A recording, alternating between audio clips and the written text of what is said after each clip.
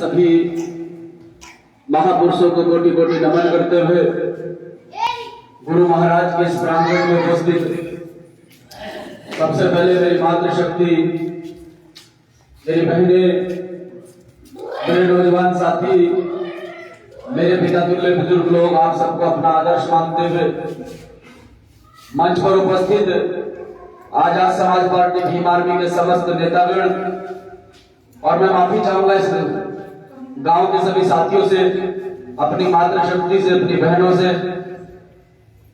इस समय की बहुत पाबंदी है, 15 तारीख का प्रोग्राम सर पे है और सुबह से निकलते हैं, लगातार मीटिंगें होती है, लोगों से मिलना जुलना होता है, तो समय ऊपर नीचे हो जाता है। मैं आप लोगों से माफी चाहता हूं क्योंकि मेरे सुनने में और हमारे क्रांतिकारी अध्यक्ष जी के बोलने में कहीं ना कहीं मिस्टेक हुई समय को लेकर। अब तक वक्तागणों ने आपके बीच में अपनी बात रखी। अच्छा, नाम आ गया, मांगेराम जी, धर्मवीर जी, संदीप जी, शीशपाल जी, रविंदर जी, सोनू जी, वह समस्त लोग जिन्होंने इस भव्य प्रोग्राम का आयोजन कराया, मैं उन सब साथियों का हृदय की गहराइयों से सम्मान करता हूं कि आपने अपने गांव में ये प्रोग्राम कराया। और हमारे बीच में जो पाल समाज के साथी बैठे हैं, उन्हें भी मेरा क्रांतिकारी जय भीम। मंच पर उपस्थित मैं फिर एक बार फिर से पुनः मंच की ओर आपको लेकर चलता हूं। इस विधानसभा के विधानसभा अध्यक्ष, हमारे बड़े ही क्रांतिकारी साथी अनिल नोटियाल जी, काका भाई, कपिल भाई, पोपिन भाई, हमारे सरदार जी, वो समस्त साथी जो इस विधानसभा में कार्य कर रहे हैं, दीपक भाई, कार्तिक भाई, आप सभी साथियों का धन्यवाद करते हैं। अर्जुन भाई, अब मैं अपनी बात पर आता हूं। साथियों, आप लोगों ने लगभग 2 से 2.5 घंटे इंतजार किया है। कहीं ना कहीं आपके अंदर लगन है, और जिस व्यक्ति के अंदर लगन होती है वो व्यक्ति सफलता की ओर चलता है। देखिए, चुनावी माहौल है, 2022 का चुनाव है, सभी पार्टियों के नेता आप लोगों के बीच में आएंगे, सभी पार्टियों के नेता आप लोगों के बीच में आएंगे, भाषण देंगे, आपको समझाएंगे कि हमारी पार्टी को वोट दीजिए, हम तुम्हें बदले में सड़कें देंगे, मकान देंगे, बिजली देंगे, पानी देंगे, ये सब वादे आपसे किए जाएंगे। लेकिन मेरा हमेशा से यह रहता है, एक साथी ने मुझे पहचाना और उस साथी ने मुझे कहा कि मैं एक आंदोलन में आपके साथ था, क्योंकि अगर मैं बनकर तैयार हुआ हूं तो आंदोलन से हुआ, और नेता हमेशा आंदोलन से बनता है। ये किसी के बाप की जागीर नहीं है कि मेरा बाप नेता था और मैं भी नेता बन सकता हूं। नेता तैयार होता है तो आंदोलन से होता है। और आज तक अपने 6 साल के करियर में जब से भीम आर्मी का गठन हुआ, आदरणीय सम्मानित भाई एडवोकेट चंद्रशेखर आजाद जी ने भीम आर्मी को बनाया, तो मुझे भी लगा कि भीम आर्मी में कार्य करना चाहिए। मैं भी 2014 का बेसिक इंजीनियर आप लोगों के बीच में खड़ा हूं। मुझे भी लगा कि बाबा साहब डॉक्टर भीमराव अम्बेडकर साहब ने इस अंदर आ जाओ, इस समाज के लिए इतना संघर्ष किया है, इस देश के लिए इतना संघर्ष किया है, माननीय कांशीराम साहब ने इस समाज के लिए इतना संघर्ष किया है, तो हमें भी कुछ करना चाहिए। 2015 में जब भीम आर्मी का गठन हुआ, तभी से ठान लिया कि समाज के लिए काम करेंगे, समाज के लिए जिएंगे, समाज के लिए मरेंगे। और साथियों, आप जितने भी साथी यहां पर बैठे हैं, अभी हमारे वक्तागणों ने आप लोगों को बताया और मैं भी आप लोगों को बता रहा हूं, और मेरा हमेशा से यही रहता है, मैं इसी चीज को प्राथमिकता देता हूं। बाबा साहब डॉक्टर भीमराव अम्बेडकर साहब ने भी यही कहा है, और माननीय कांशीराम साहब ने भी इस चीज पर काम किया है कि जो समाज सामाजिक स्तर पर बिछड़ जाएगा, जिस समाज की सामाजिक स्तर की जड़ें मजबूत नहीं होंगी, वो कभी समाज राजनीति के बारे में सोच भी नहीं सकता। तो राजनीति बात की बात है, वोट बात की बात है। ये भी एक नन्हा सा सिपाही आप लोगों के सामने ये बात कहता है और ये चैलेंज भी करता है कि वोट बात की बात है। मैं अपने काम के आधार पर, अपने कार्य के आधार पर, भीम आर्मी का प्रत्येक बच्चा अपने कार्य के आधार पर आपको वोट देने के लिए मजबूर कर देगा, मजबूर।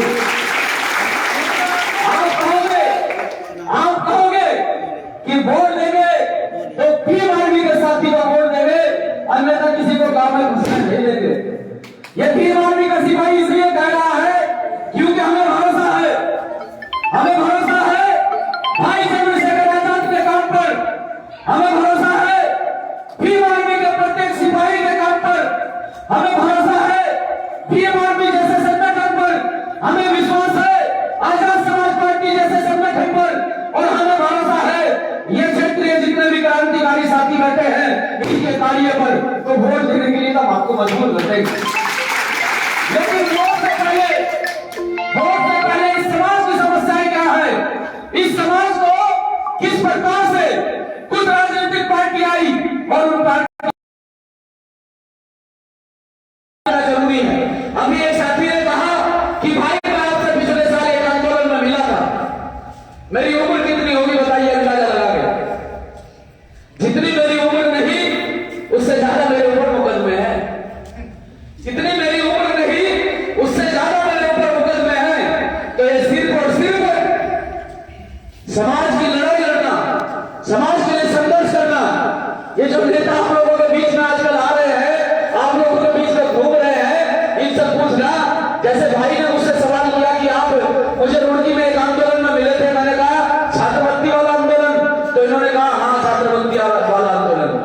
इन नेताओं से पता करना कि उन्होंने कितना तुम्हारे लिए आंदोलन किए, कितनी तुम्हारी लड़ाइयां लड़ी, कितना तुम्हारे लिए संघर्ष किया। आज चुनावी दौर है, प्रत्येक व्यक्ति कहेगा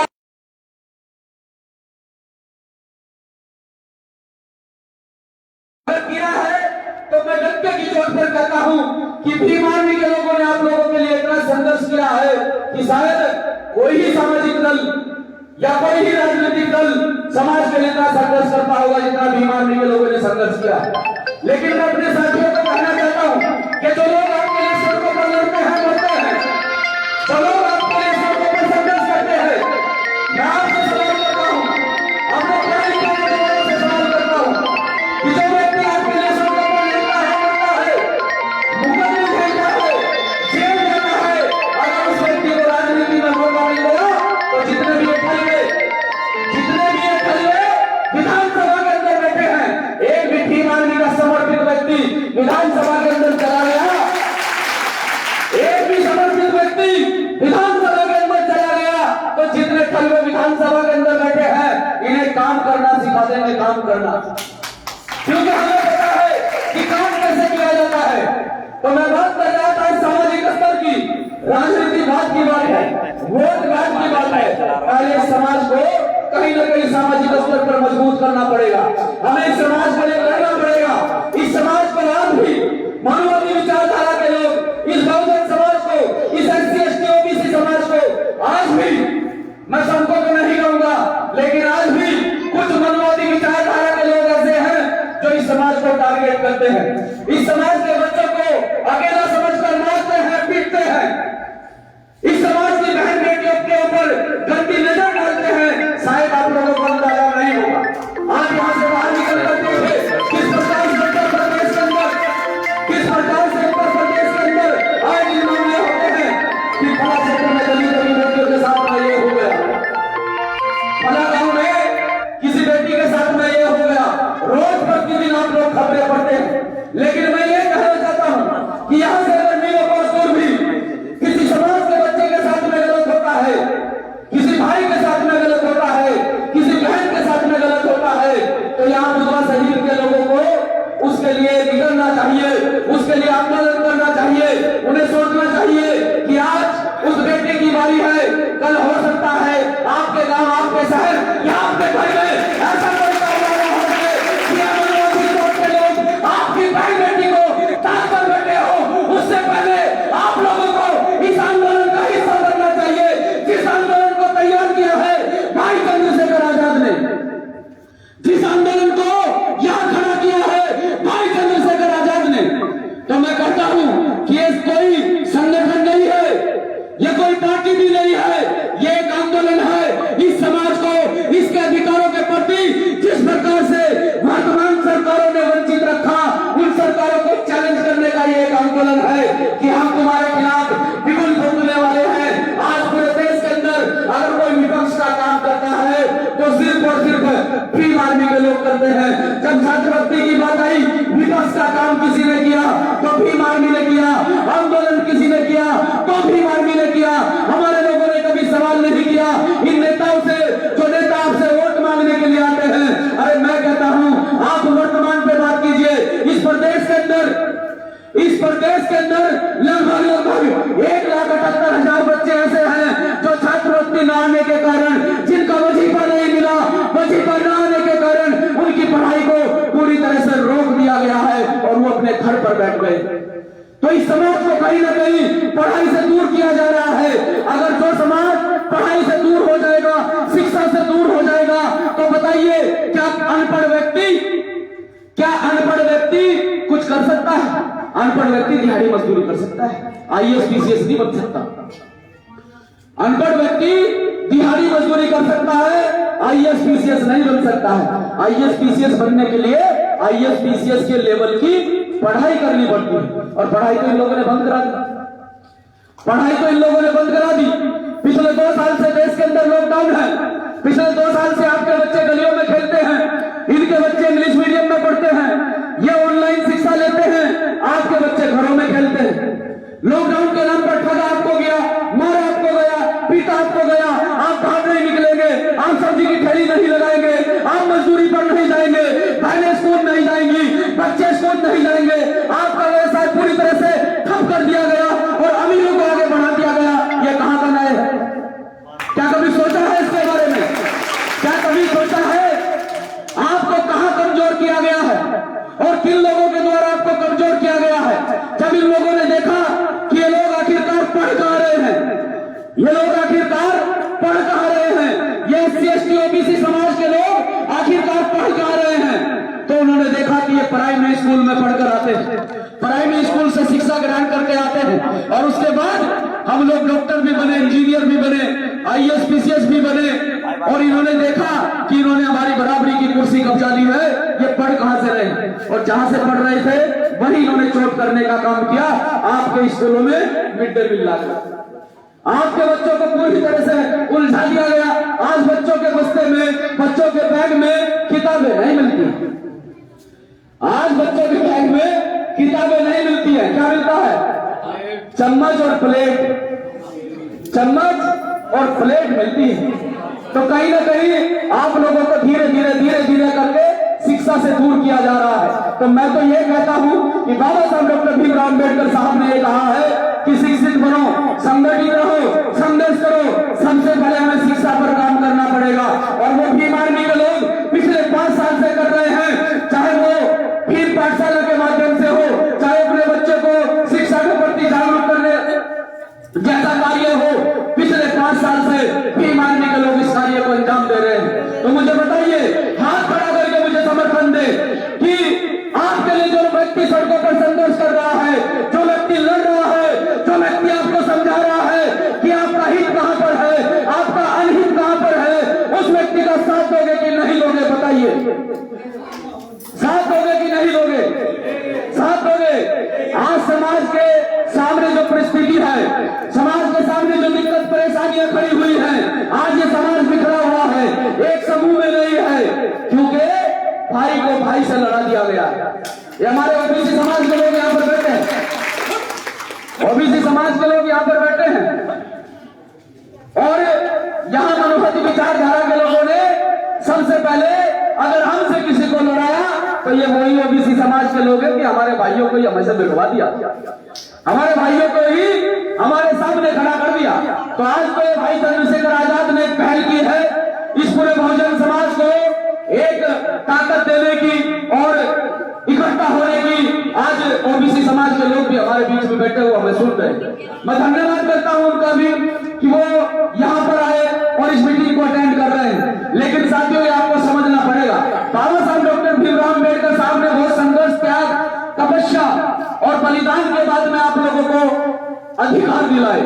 जिस संविधान में आपके अधिकार सजो कर रखे, वो संविधान बनाने में बाबा साहब ने रात दिन एक किया है। उस संविधान को 2 साल 11 माह 18 दिन में लिखकर बाबा साहब ने तैयार किया, और वो संविधान 26 जनवरी 1950 को इस देश में लागू हुआ। उस संविधान के अंदर आपके अधिकार हैं, लेकिन बाबा साहब ने एक बात और कही थी कि मैंने संविधान बनाकर तैयार कर दिया, मैंने अपने समाज के लिए अधिकार तो बना दिए हैं, लेकिन कल को ऐसा भी हो सकता है कि ये संविधान जो है गलत लोगों के हाथ में भी जा सकता है। और संविधान कितना भी अच्छा हो, गलत लोगों के हाथ में चला गया तो संविधान गलत साबित होगा, और संविधान कितना भी बुरा हो, अच्छे लोगों के हाथ में चला गया तो संविधान अच्छा साबित होगा। आज हमारा संविधान गलत लोगों के हाथ में चला गया। बाबा साहब ने यह भी कहा था कि जिस दिन ये संविधान गलत लोगों के हाथ में चला जाएगा, वो तो सबसे पहले इस समाज के अधिकारों को खत्म करने की कोशिश करेंगे। कहीं SC/ST एक्ट का विरोध करते हैं, कहीं SC/ST एक्ट का विरोध करते हैं, कहीं आरक्षण का विरोध करते हैं। अरे बाबा साहब ने आपके अधिकारों को सुरक्षित रखा है इस संविधान के अंदर। ये संविधान आज मानववादी ताकतों के हाथ में है, मानववादी विचारधारा के लोगों के कब्जे में है। और मैं कहता हूं कि संविधान में आपके अधिकार सुरक्षित है, हमें इसके लिए संघर्ष करना चाहिए। लेकिन मानववादी विचारधारा के लोग ये कहते हैं कि तुम अधिकार मांगोगे, हम तुम्हें मारेंगे, पीटेंगे, जेल डालेंगे, तुम्हारी हत्याएं करवाएंगे, तुम्हारे साथ गलत करेंगे।